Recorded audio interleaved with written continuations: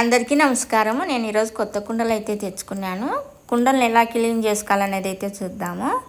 మనం క్లీన్ చేసుకుంటే కూరలైనా అన్నమైనా వండుకోవడానికి చాలా బాగుంటుంది. నేను ఇక్కడ 2 కుండలు అయితే తెచ్చుకున్నాను.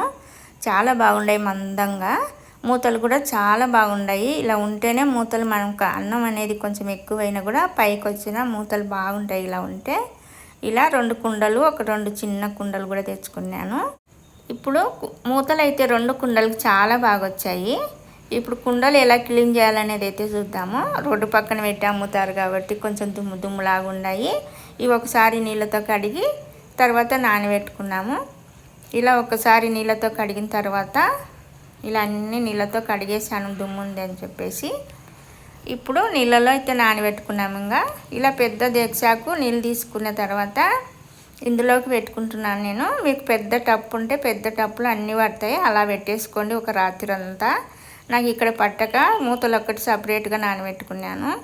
ఇలా రాత్రి అంతా నానాక పొద్దున్నే అయితే తీసేస్తున్నాను. ఇలా తీసిన తర్వాత ఇప్పుడు మనకు నీళ్ళన్నీ గిన్నెల దండిగా ఉన్నాయి కదా, ఈ నీళ్ళు చెట్టకు పోసుకోవచ్చు ఉలగవేయకుండా. ఇలా మూతలు అయితే పక్కకు నానబెట్టాను కదా, ఈ మూతలు కూడా పక్కకు తీసేసి ఇలా రాత్రి అంతా నానబెట్టిన తర్వాత పక్కకు తీసి సబ్బేమి వేయకుండా ఉత్త పీస్తోనే బాగా రుద్దుకోవాలి కుండలన్నీ. సబ్బు అయితే అస్సలే వేయద్దు కొత్త కుండలకి. ఇలాగా ఉత్త పీస్తోనే దుద్దుకొని నీళ్ళతో అయితే కడుగుతున్నాను నేను. మీరు కూడా ఇలా కొత్త కుండలు తెచ్చుకుంటే సబ్బేసి అయితే కడగొద్దు, ఇలా ఉత్త నీళ్ళతోనే పీసేసి దుద్ది కడగండి. ఇప్పుడు ఇలా కుండలన్నీ కడిగిన తర్వాత దీనిని ఇప్పుడు ఎండలో పెట్టుకున్నాము ఒక 2 గంటల పాటు. ఇలా 2 గంటల పాటు ఆరిన తర్వాత చూపించాను ఇక్కడ. ఇలా బాగా ఆరాయి కదా మనకు 2 గంటల తర్వాత. ఇప్పుడు దీనిలోకి కొంచెం వంట నూనె అయితే పూసుకుంటున్నాను. ఇక్కడ నేను వంట నూనె వాడుతున్నాను. మీరు కావాలంటే కొబ్బరి నూనె కూడా పూసుకోవచ్చు, ఏ నూనె అయినా పర్వాలేదు. నూనె అయితే పట్టియాలి ఇలా కుండలు ఆరిన తర్వాత. ఇలా నూనె పట్టించిన తర్వాత బియ్యం కడిగిన నీళ్ళు పోసి ఒకసారి కాంచుకోవాలి కుండలో.